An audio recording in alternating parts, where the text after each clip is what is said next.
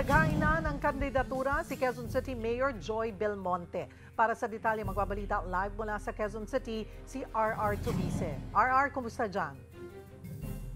Yes, Sherry, kararating lang ni Mayor Joy Belmonte dito sa Amoranto Sports Complex. Nakaupo na siya kasama ang kanyang running mate na si incumbent Vice Mayor Gian Soto. So i-walk through na lang natin, no? Pakita lang natin. Ayun.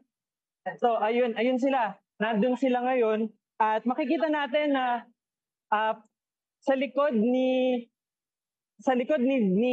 Vice Mayor Soto, kasama niya ang kanyang ama na si Senator Tito Soto na ngayon ay tumatakbo rin ulit bilang senador. Bago sila umupo dito para mag-file ng kanilang Certificate of Candidacy, ay pinuntahan muna ni Mayor Joy Belmonte ang kanyang ama na si dating Mayor Sonny Belmonte Jr. at dati ring House Speaker. Samantala, hindi pa man formal, ayan, so makikita natin, after nitong filing nila, magbibigay sila ng oras para magpa-interview sa media at syempre photo opportunity rin doon sa backdrop noong COMELEC.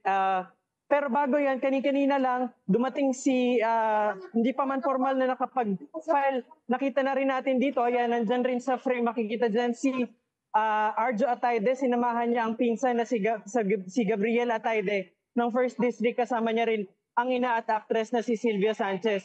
Nauna na rin mag-file ang ilang re-electionist, kasama na si Mikey Belmonte sa District 2, ito rin ang kanyang huling termino bilang councilor. Ang aktor na si Alfred Vargas nag-file na rin para sa District 5. Ganon din ang 7 pang re-electionist sa iba't ibang district.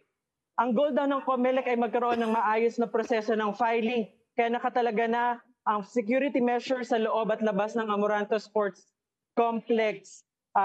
Paalala lang natin, no, sa ating mga kandidato, isa lang ang magiging entrance at exit points at hanggang 3 companion lang ang papayagang makapasok. Pero ngayon, nakikita natin, pero parang ang daming kasama nito ni Mayor at ni Vice Mayor. Nagpapatupad din ng one-way scheme sa Scout Chuatoco mula sa kanto ng Scout Reyes hanggang Quezon Avenue. No parking zone po ang mga kalsada na yan. Sa ngayon, wala pa rin lumulutang na pangalan nakakalaban kay Mayor Joy Belmonte or kay Vice Mayor Soto. Sa tingin natin, medyo mahihirapan ang kalaban sa kanya, lalo na ito ang ikatlong beses na pagtakbo ni Mayor Joy. Si Vice Mayor naman ay nag-serve 3 term bilang councilor. Cheryl? Alright, maraming salamat. Mobile Journal, RR Tubice.